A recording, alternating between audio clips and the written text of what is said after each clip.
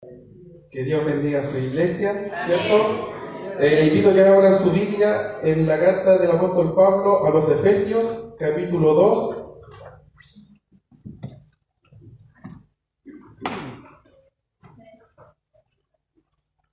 Efesios, capítulo 2.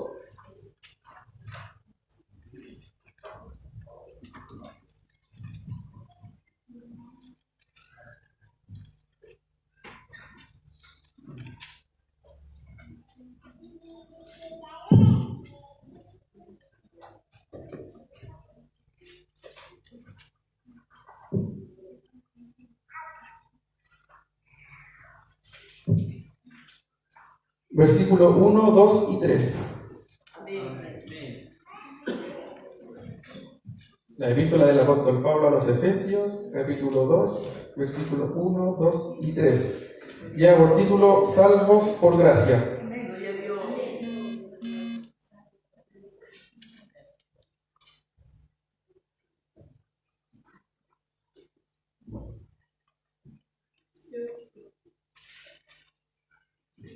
Amén. Si lo han encontrado, me confirman. Le damos lectura en el nombre del Padre, y del Hijo, y del Espíritu Santo. Amén. Y Él os dio vida a vosotros, cuando estabais muertos en vuestros delitos y pecados, en los cuales anduvisteis en otro tiempo, siguiendo la corriente de este mundo, conforme al príncipe de la potestad del aire, el espíritu que ahora opera en los hijos de desobediencia, entre los cuales también todos nosotros vivimos en otro tiempo en los deseos de nuestra carne, haciendo la voluntad de la carne y de los pensamientos, y éramos por naturaleza hijos de ira, lo mismo que los demás. Amén. Señor, le damos gracias esta noche, Señor, por su palabra, Señor. Sea usted ayudándome, Señor, dándome ese poder del Espíritu Santo, Señor, para poder explicar tu palabra, Señor, para poder enseñarla, Señor, para que su iglesia, Señor, su pueblo, redimido, Señor, la pueda oír, Señor, guardar en su corazón y ser edificado por ella, Padre Santo. Ayúdanos, Señor, porque somos débiles, somos pecadores, Señor. Yo soy pecador, Señor, hermano de un Dios misericordioso y santo, que me ha salvado por gracia, Señor, en el nombre de Jesús. Gracias, Señor, por su palabra, en el nombre de Jesús. Amén.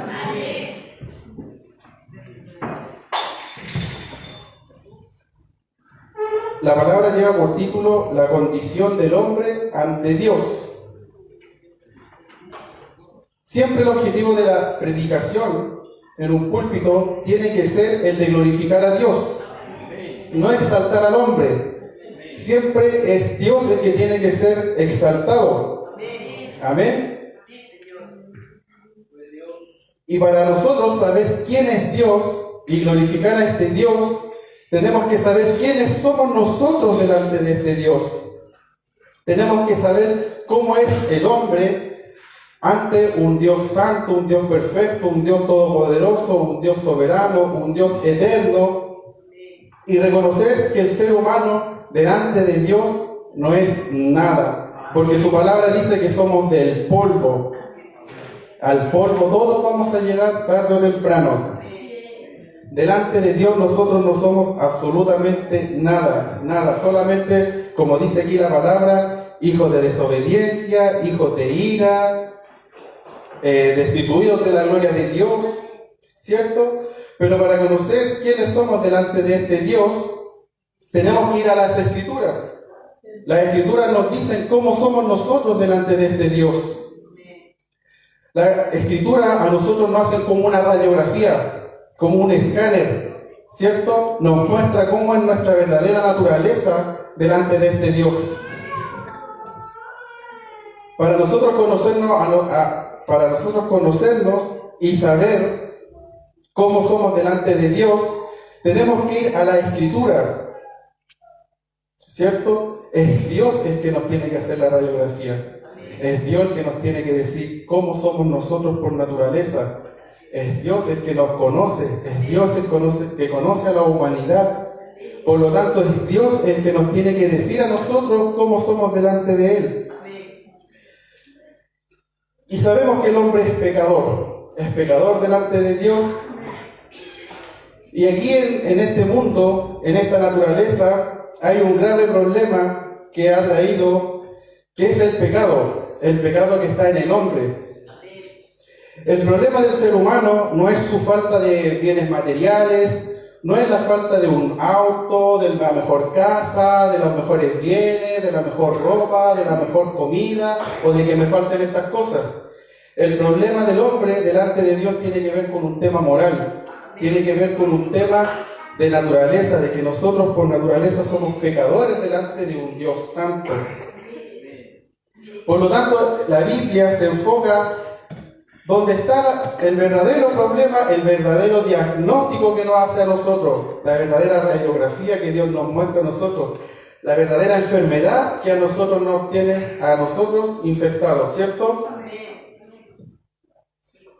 Decíamos que el título era la condición del hombre delante de Dios. El primer punto, cómo éramos nosotros delante de Dios, y no solamente nosotros, quiero que nos enfoquemos que en el versículo 3 dice lo mismo que los demás. El apóstol Pablo está hablando de los creyentes antes de ser cristianos y está hablando en general de toda la raza humana. No está hablando solamente a un grupo específico de personas, sino que le está hablando a todos, a toda la humanidad, ya sea que nos hayan sido salvados por Jesucristo o los que no son salvos, toda la humanidad cae en estos puntos que vamos a tratar de ahora en adelante. Punto número 1, la Biblia dice que nosotros estábamos muertos en delitos y pecados. Cuando Dios creó al hombre, creó a Adán, lo hizo perfecto, ¿cierto? Había una comunión íntima entre Dios y el hombre. Pero cuando Dios dio un mandamiento de que no comieran del fruto, ¿cierto? Prohibido, y el hombre desobedeció ante Dios, y por lo tanto la desobediencia trajo el pecado, el hombre perdió esta comunión que tenía con Dios. Cuando Dios estableció el juicio sobre el hombre por haber desobedecido la palabra, dijo que de cierto el hombre iba a morir. ¿A qué se refiere con que el hombre iba a morir? El hombre iba a morir espiritualmente delante de Dios. Ya no íbamos a tener esa comunión íntima que teníamos con Dios, con nuestro Creador. Adán, cuando Dios se acercó a Adán, él se sintió desnudo. Era porque algo le faltaba dentro de él. Era algo que sentía un vacío, sentía la desnudez de no estar en la presencia de Dios en la cual él estaba en un principio. Un ejemplo que da el Antiguo Testamento para saber que la humanidad entera estaba o está muerta en delito y pecado, la da el profeta Ezequiel en el capítulo 37, donde dice: la mano de Jehová vino sobre mí, y me llevó en el espíritu de Jehová, y me puso en medio de un valle que estaba lleno de huesos, y me hizo pasar cerca de ellos por todo el derredor. Y he aquí que eran muchísimos sobre la faz del campo, y por cierto secos en gran manera. Y me dijo: hijo de hombre, ¿vivirán estos huesos? Y dije: Señor Jehová, tú lo sabes. Me dijo entonces: profetiza sobre estos huesos, y diles: huesos secos, oíd palabra de Jehová. Así ha dicho Jehová el Señor a estos huesos: he aquí, yo hago entrar espíritu en vosotros, y viviréis. Y pondré tendones sobre vosotros, y haré subir sobre vosotros carne, y os cubriré de piel, y pondré en vosotros espíritu, y viviréis, y sabéis que yo soy Jehová. Amén. Lo que está diciendo aquí la palabra de Dios, que el profeta Ezequiel veía un valle de puros huesos secos, pura gente muerta, gente que no tenía ni siquiera carne, solamente se le veían sus huesos y sus huesos estaban secos. La única forma de que esos huesos pudieran vivir era a través de la palabra de Jehová. Jehová es el único que puede hacer vivir esos huesos. Amén. Es el único que puede dar vida, porque Dios es el dador de la vida, ¿cierto? Jesús también dio a entender de que el ser humano estaba muerto. A los fariseos Jesús acostumbraba a llamarlos sepulcros blanqueados, tratando de decir que ellos por fuera, exteriormente, se veían muy santos, se veían muy puros, se veían muy llenos de vida terrenal. Pero Jesús, al decir que ellos eran sepulcros blanqueados, estaba diciendo que por dentro de su naturaleza estaban muertos. delante de Dios, que Dios lo ve todo, ellos estaban muertos. Aunque delante del hombre ellos podrían verse muy bien y llenos de vida, delante de Dios no eran nada, estaban muertos. Y Jesucristo sabía esta condición. Por algo también le dijo a Nicodemo en el libro de Juan, capítulo 3, que el que no naciere de nuevo no puede ver el reino de Dios, dando a entender que Nicodemo debería haber entendido estas cosas. Él debería haber entendido esta doctrina de que el ser humano estaba muerto en delitos y pecados, por lo que decíamos del profeta Ezequiel. Nicodemo debería haber sabido muy bien este capítulo de Ezequiel, donde dice que éramos huesos secos, ¿cierto? Amén. También Jesús le dice a los hombres cuando le pide que lo sigan, dice, a uno de ellos le dice, sígueme, y él le responde, espérame, deja que vaya a enterrar a mi padre. Y Jesús le responde diciéndole, deja que los muertos entierren a sus muertos. Esa persona no estaba muerta físicamente, pero Jesús, ¿qué estaba dando a entender? De que espiritualmente esas personas estaban muertas, o sea, estaban desconectadas de Dios, no tenían el Espíritu de Dios, no tenían la vida de Dios. Por eso el Señor Jesucristo, cuando vino a la tierra, vino sobre la faz de esta tierra, Él vino a ofrecer vida, y vino a ofrecer vida en abundancia, y vino a ofrecer la vida eterna. Él vino a dar vida porque estábamos muertos. Él no vino a darle vida a gente que ya tenía vida, sino que vino a darle vida a los que estaban perdidos. Vino a darle vida a los huesos secos. Vino a darle vida a las piedras que no tienen nada. Las piedras están ahí quietas, estáticas. Pero Dios dice que de esas piedras hace un corazón de carne. Ese es el Dios que nosotros adoramos. Es un Dios que pasa de los muertos a la vida. Por eso Jesucristo en sus milagros hizo mucha resurrección. Resucitó muchos muertos. Porque dando a entender de que Él era el dador de la vida. Y usted verá que la condición de un muerto es que ese muerto es cuando nosotros vemos un velorio, un funeral, es que esa persona ya no ve, esa persona ya no puede oír, esa persona ya no puede hablar, un muerto no puede caminar, un muerto ya no puede pensar, ya no puede sentir, ya el muerto ya no está. Porque volvió al polvo. Un muerto no es nada delante de Dios. ¿Qué puede hacer un muerto delante de Dios? Si la Biblia dice que la radiografía del ser humano es que estábamos muertos, ¿qué podríamos ofrecerle nosotros a Dios? ¿Qué le puede ofrecer un muerto a Dios? No le puede ofrecer absolutamente nada, porque un muerto no hace nada. Está ahí, no es nada, está separado de Dios.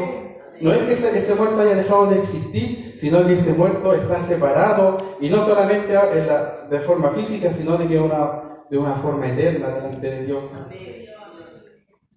Pero Jesucristo, nuestro Señor, en el Evangelio de Juan, capítulo 5, versículo 24, dice, de cierto os digo, el que oye mi palabra y cree en el que me envió, tiene vida eterna, y no vendrá condenación, mas ha pasado de muerte a vida. ¿Se da cuenta lo que le ofrece el Señor Jesucristo a todos los que creen en Él, en su persona? Ofrece pasar de muerte a vida, solamente creyendo en su palabra, solamente creyendo en ¿quién es este Jesucristo que nosotros adoramos?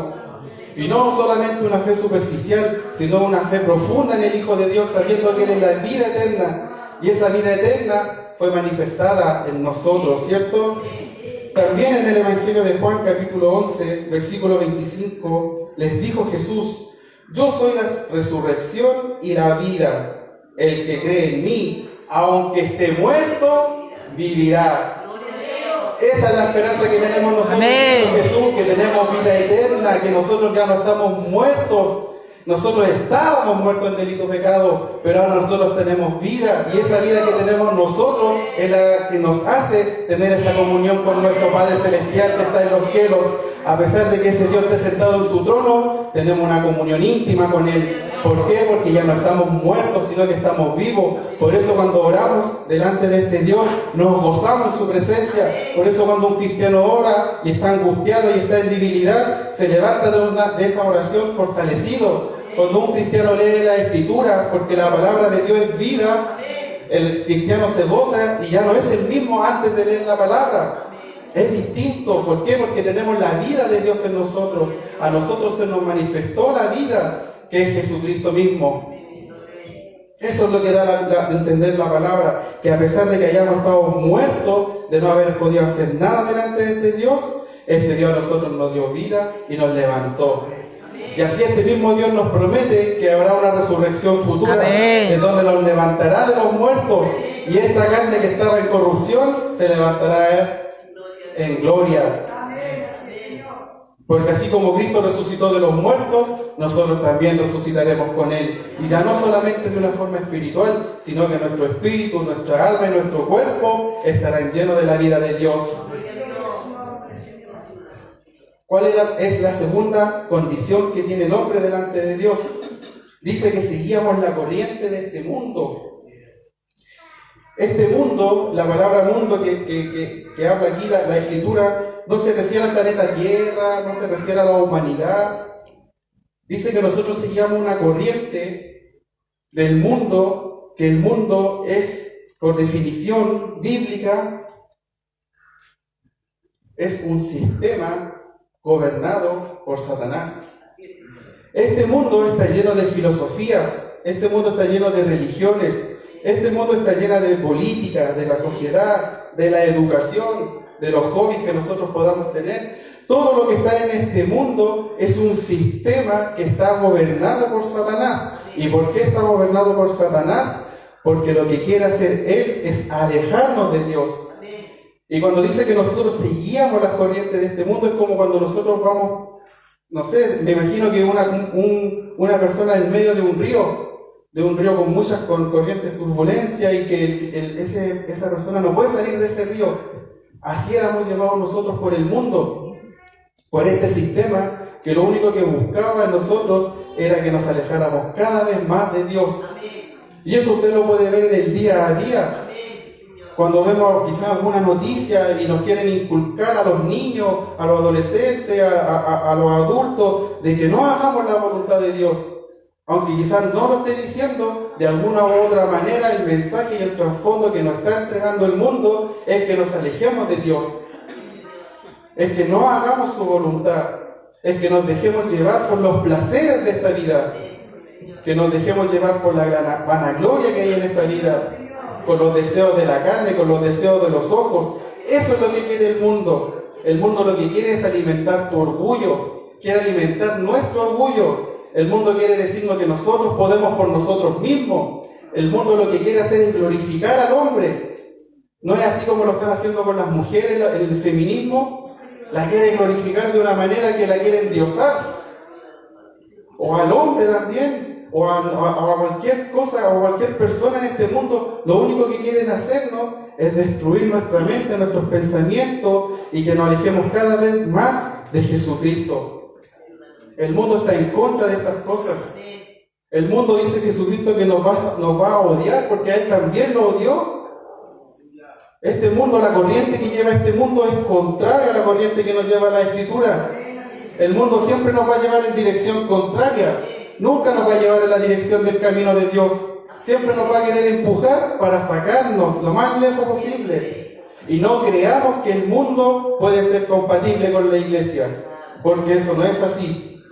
No puede haber una iglesia donde se mezcle con el mundo, porque el mundo todo lo que ofrece es glorificar al hombre, pero la iglesia está para glorificar a Dios por medio de Jesucristo. Eso es lo que nosotros tenemos que darnos cuenta. Cuando el mundo nos quiere arrastrar y nos quiere llevar lejos de la presencia de Dios, ahí es donde el cristiano, el creyente, tiene que tener discernimiento todos los días, porque todos los días Satanás no se cansa, nos quiere llevar lejos de Dios. Y el objetivo de Satanás es sentarse en el trono de Dios. Sabemos que no lo va a poder hacer, pero él aún así lo quiere hacer de alguna u otra forma. Y eso mismo le quiere inculcar al hombre.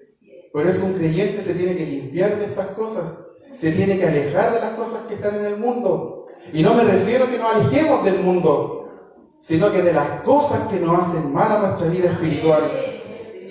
Esa vida, ese mundo que nos puede destruir, que nos puede sacar de la comunión entre hermanos, que nos puede sacar de la comunión con Dios, que nos puede separar de esa comunión íntima que nosotros podamos tener con Él. Por eso tenemos que tener cuidado de lo que el mundo está ofreciendo, porque el mundo puede decir, esto viene de Dios. Sutilmente puede decir, esto es la voluntad de Dios.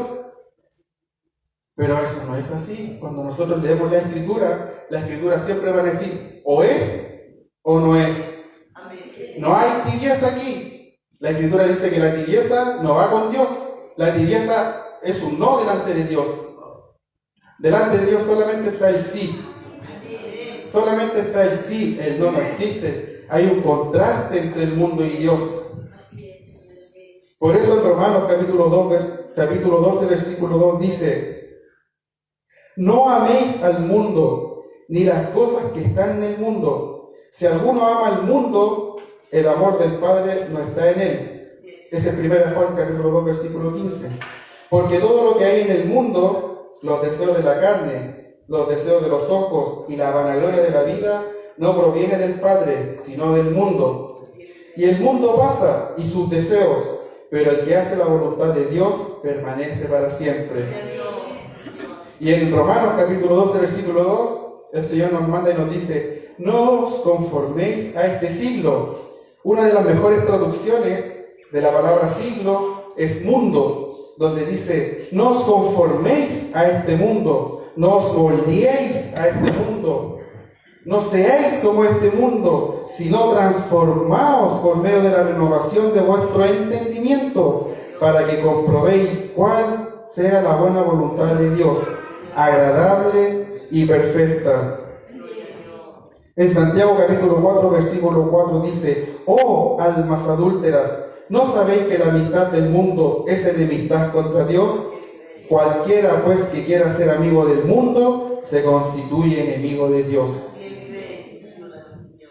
Amén, que el Señor nos ayude a sacar estas cosas de nuestra vida, que el mundo no esté en nuestro corazón, que la vanagloria de nosotros no exista, sino que solamente en nosotros esté el hacer la voluntad de nuestro Dios y glorificarle a Él, solamente a Él y no a nosotros mismos. Amén. Punto número 3, que habla aquí de cuál es la condición del hombre delante de Dios. Y es que andábamos conforme a Satanás. Aquí dice conforme al príncipe de la potestad del aire, el espíritu que ahora opera en los hijos de desobediencia. Satanás tiene un cierto dominio sobre el ser humano. ¿Por qué? Porque si nosotros nos vamos a 2 Corintios capítulo 4, versículo 4, dice, en los cuales el Dios de este siglo cegó el entendimiento de los incrédulos. Mire, el Dios de este siglo cegó, le puso una venda a los incrédulos para que no les resplandezca la luz del Evangelio de la gloria de Cristo, el cual es la imagen de Dios. ¿Se da cuenta cómo Satanás nubla la visión de las personas? Nubla los ojos para que no veamos la luz de Jesucristo. Satanás nos lleva a las tinieblas. Satanás quiere que nosotros andemos deambulando en las tinieblas, que no veamos dónde esté la verdad. Por eso el mundo está perdido, porque busca por acá, busca por allá, busca los placeres de esta vida y no encuentra. El hombre, el ser humano, no encuentra dónde está la verdad, no encuentra el camino. ¿Por qué? Porque están cegados espiritualmente. Satanás los tiene cautivos y no pueden salir de ahí. Esa es la condición del ser humano, que el ser humano está en tinieblas, no ve el ser humano. En 2 Timoteo capítulo 2, versículo 24 al 26 dice, porque el siervo del Señor no debe ser contencioso, sino amable para con todos, apto para enseñar, sufrido, que con mansedumbre corrija a los que se oponen. O sea, ¿cómo tiene que ser un cristiano? ¿Cierto? Con mansedumbre para corregir a los que se oponen, por si quizás Dios les conceda que se arrepientan para conocer la verdad. ¿Cierto? Estamos entendiendo la palabra, para que Dios conceda el arrepentimiento para conocer la verdad y escapen del lazo del diablo, en el cual están cautivos a voluntad de Él. Esto es duro. Esto es duro de escuchar, duro de digerir. Satanás tiene un dominio sobre el mundo y cegó su entendimiento. Pero sabemos que el único que nos puede sacar de ahí es Jesucristo. El único que nos puede sacar de ahí es Dios. ¿Por qué? Porque antes de ser hijos de Dios, éramos y hacíamos la voluntad del enemigo. Nosotros no hacíamos la voluntad de Dios. Éramos contrarios a las cosas de Dios. Éramos rebeldes contra Dios. Éramos orgullosos de este Dios, con este Dios. Escapábamos de Dios. Escuchábamos predicar a alguien en la calle y lo más que queríamos hacer es alejarnos lo más posible. No nos interesaban las cosas de Dios. ¿Por qué? Porque Dios nos era lejano. ¿Pero qué ha hecho Dios con nosotros? Nos ha hecho cercanos. Imagínense, estando cautivos de Satanás, Dios nos hace cercanos. Nosotros queriendo alejarnos de Dios, y Dios nos atrae a sí mismo. ¿Para qué? Para que vivamos con Él en comunión. ¿Se da cuenta el amor de Dios por nosotros? Así está el mundo. Está muerto en delito y pecado. Sigue en la corriente de este mundo. Están cautivos conforme a Satanás. Y aparte, vivíamos esclavos del pecado. Hay gente que dice, y he escuchado muchos cuando se le predica el Evangelio, que dicen, no, si yo por mis propias fuerzas puedo ser una buena persona. O cuántas veces hemos escuchado, mira esa persona que está allá, es buena persona, ¿cierto? Decimos, no, yo puedo ser una muy buena persona, yo puedo dejar los vicios que tenga. Pero nos damos cuenta que esa persona quizás ve pornografía, quizás está metido en el alcohol, quizás es una persona que genera pleitos, que es maltratador en su familia, que está en la drogadicción, que es mentiroso, que es ladrón, que hurta, ¿cierto?, lo ajeno, el adulterio, la fornicación. Si habláramos de tantos pecados que hay que nombra la Biblia, y la palabra de Dios dice que nosotros éramos esclavos del pecado, estábamos cautivos en este pecado, no podíamos salir del pecado. Y la gente y el mundo se jacta de que es libre. No, yo soy libre para hacer el bien, yo tengo la opción de hacer lo bueno. Oye, pero no podéis dejar ni siquiera de fumar. ¿Qué es lo que te atrae tanto a fumar? ¿O qué es lo que te atrae tanto que te lleva al pecado? Es porque es esclavo del pecado. Imagínense cómo Satanás engaña la mente de las personas, diciéndole, tú eres libre, tú tienes el poder para salir del pecado. Pero tenemos ejemplos, múltiples ejemplos, de que todos son esclavos del pecado. Y que entre más nosotros digamos que somos libres del pecado, es mentira. Es mentira, porque al decir que somos libres del pecado, y si hacemos el pecado, es porque el pecado nos tiene cautivos. Y eso es lo que no entendían los fariseos cuando Jesucristo le dijo, y conoceréis la verdad, y la verdad os hará libres. Lo único que nos puede hacer libres es la verdad. Su fuerza de voluntad usted no la va a hacer libre del pecado. Por más que lo intente, va a caer una tras otra. Hágalo con los mayores de su esfuerzo y le doy por firmado que usted va a caer tarde o temprano en ese pecado. Porque quizá usted se arrepintió, pero de una forma temporal, de una forma pasajera. No el arrepentimiento que da Dios, que es un arrepentimiento para salvación, para perseveración del alma. Ese es el arrepentimiento que nosotros tenemos que buscar. Por eso cuando nosotros estemos luchando contra nuestra carne, tenemos que acudir a Jesucristo. Tenemos que arrepentirnos de nuestros pecados. Tenemos que creer en el Evangelio. Tenemos que creer que Jesucristo murió por nuestros pecados. ¿Por qué cree usted que Jesucristo tuvo que morir por nuestros pecados? Era porque ese pecado a nosotros nos tenía esclavizados. No teníamos opción de salir del pecado. Por más que lo hayamos querido o hayamos tenido la buena intención, o por más de que yo haga muchas buenas obras, yo era esclavo del pecado. ¿Y cómo nos podemos jactar? ¿Cómo el orgullo puede ser tan grande del ser humano en decir, yo delante de Dios puedo hacer lo que quiera, yo delante de Dios puedo ser una buena persona? Pero la Biblia no está diciendo eso. Por eso estamos diciendo que cuál es la condición del hombre delante de sus ojos. Un muerto no puede hacer nada. Un prisionero no puede salir de la cárcel. A un prisionero no se le encierra con las llaves de la reja para que él pueda salir cuando él quiera. Un prisionero queda encerrado y no puede salir por más que lo intente. ¿Por qué? Porque esos barrotes y ese lugar donde está él está hecho para que esté ahí y no salga. Nunca. Esa es la condición del ser humano.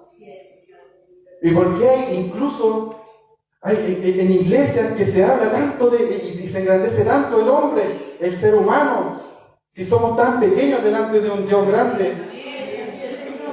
Por eso hay un predicador, un teólogo que dice, antes de conocer a este Dios grande, tenemos que conocernos a nosotros mismos. Porque muchas veces decimos conocer a este Dios grande, pero nosotros también nos sentimos grandes delante de este Dios y no nos queremos humillar. Pero ¿qué es lo que vino a buscar Dios a esta tierra? A los humildes de corazón, a los pecadores, a las prostitutas, a los recaudadores de impuestos. ¿Por qué? Porque ellos conocían su verdadera condición delante de Dios. Ellos sabían que delante de Dios no había forma de llegar a la salvación. Por eso un publicano decía, Señor, sé propicio a mí, pecador, pidiendo misericordia. Eso es lo que nosotros teníamos que buscar, misericordia. Eso es lo que tenemos que buscar delante de Dios. ¿Qué dice en Santiago? Que el que se humille será enaltecido. Y el que se enaltece será humillado. Y yo no puedo irme en contra de la palabra. Si esto está aquí, se tiene que predicar así. Aunque duela nuestro orgullo. Pero eso es lo que está diciendo Dios de lo que nosotros éramos. La humanidad está en desgracia.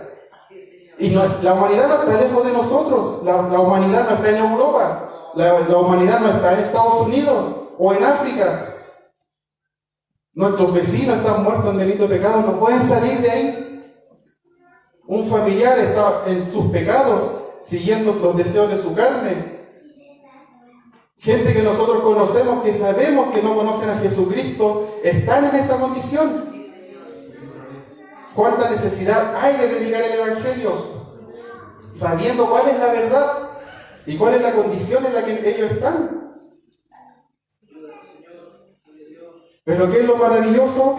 Que cuando nosotros vemos estas cosas que nos está mostrando aquí el apóstol Pablo, y nos está mostrando Dios en su palabra, es que nosotros también estábamos así. Nosotros no éramos mejor que ellos. Nosotros no somos mejor que esas personas porque llegamos al Evangelio. Porque nosotros llegamos por gracia al Evangelio. Solamente por gracia, porque así éramos nosotros. Así estábamos nosotros delante de Dios. La condición del hombre delante de Dios es lo peor. Pero aún así, Dios envió a su Hijo Jesucristo. Y vino a morir por pecadores como nosotros. No es motivo de gozarse, no es motivo de dar las gracias, no es motivo de decir, gracias Señor, de donde tú me sacaste.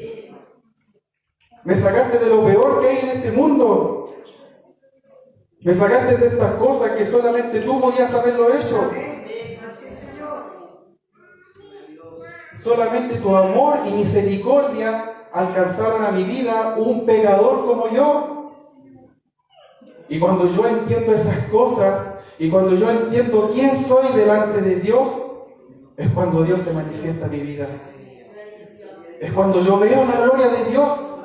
Es cuando yo veo la gloria de Jesucristo. Mira lo que costó tu sacrificio en la cruz. Pagar la deuda que yo debería haber pagado. Una deuda eterna en el infierno. Y no pensemos que el ser humano es bueno. No merecemos absolutamente nada.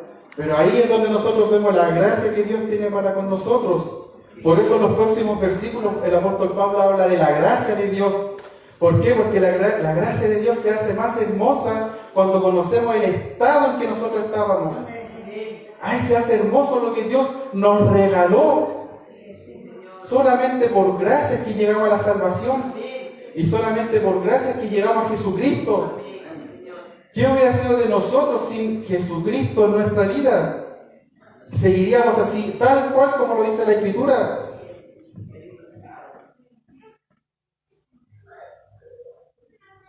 Pero si hay alguien aquí en esta noche que quiere ver la gloria de Dios, humíllese, arrepentámonos de nuestros pecados, digámosle: Señor, tú me has dado la vida eterna y solamente tú pudiste haber hecho esto. Dios envió a su Hijo Jesucristo porque nos amó, nos sacó de eso, ya nos limpió, ya somos limpios por su sangre. Satanás ya no tiene potestad contra nosotros, ya no somos cautivos de él. Tenemos la victoria en Cristo Jesús sobre Satanás, las tinieblas de este mundo, los gobernadores que puedan haber, lo peor, lo más tenebroso que pueda haber en este mundo. Tenemos victoria en Jesucristo porque somos su iglesia. Tenemos la victoria contra el mundo. El mundo ya no nos puede ganar a nosotros si somos sus hijos. Tenemos ese poder del Espíritu Santo, que es un poder transformador. Ya no somos esclavos del pecado y de la carne, sino que Dios dice que por su Santo Espíritu nos alimentemos de Él para vencer la carne que está en nosotros. Estas cosas permanecen en nosotros, pero ya no pueden ser victoriosas sobre nuestra vida. Estas cosas a nosotros no nos van a ganar, porque Cristo ya las venció todas en la cruz del Calvario, donde derramó su sangre hermosa y preciosa por nosotros. Cuán glorificado es Jesucristo cuando nosotros vemos a quién salvó y a quién rescató de las tinieblas y nos sacó del infierno y nos llevó a su presencia ante el trono de Dios y le ha dado la victoria a la iglesia. Amén. Que el Señor nos bendiga, que el Señor nos guarde, que esto no sea motivo para desalentarnos, sino que nos demos cuenta cuán grande es nuestro Dios con nosotros, cuán grande es su misericordia y cuán grande es su amor para con nuestra vida. No es poco lo que Él hizo con nosotros. No miremos en menos la cruz de Cristo, no miremos en menos el sacrificio de nuestro Señor Jesucristo. Cuando nosotros entendamos estas cosas, nuestros ojos siempre van a estar en Jesucristo, autor y consumador de la fe. Y sin Jesucristo no somos nada. Amén. Amén. Les pido que oremos.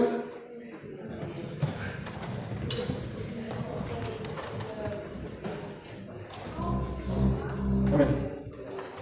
Señor, le damos gracias, Padre Santo, por esta su palabra, Señor. Porque sabemos que en un principio, Señor, es dura, Señor, porque nos muestra una condición de nuestro orgullo, Señor. Y a nadie le gusta, Señor, al hombre no le gusta, Señor, que nos digan que somos así, Padre Santo. Ayúdanos, Padre Santo, en estos momentos, Padre amado Dios, porque usted así también como hace la herida, usted también da la medicina, Padre Santo. Usted consuele los corazones, Padre Santo. Usted levanta a cada uno de los hermanos que está acá, Señor. Te damos las gracias, Señor, porque nos dejaste tu palabra, Padre Santo.